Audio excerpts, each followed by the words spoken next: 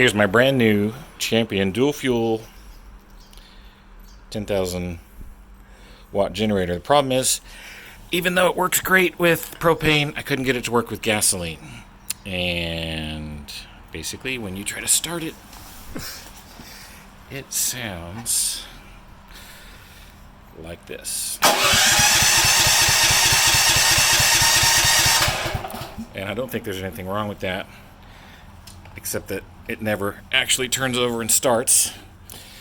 So I called the tech support, and they said to tap the solenoid under the carburetor, which, as it turns out, is not here, but all the way around the other side.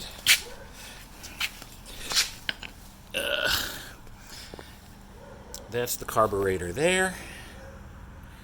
And I guess the thing you're supposed to tap is that. I don't know if that's a solenoid or not. I don't know what a solenoid is, but I'm going to tap it now with this hammer. And they want you to tap it while you're trying to start it, so let's do that. I'm just going to try. Here we go.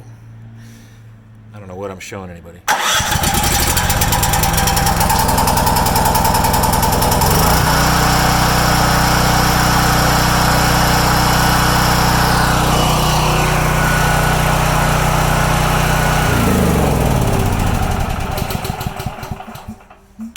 All right.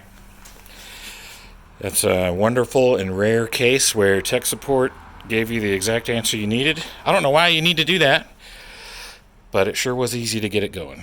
Great.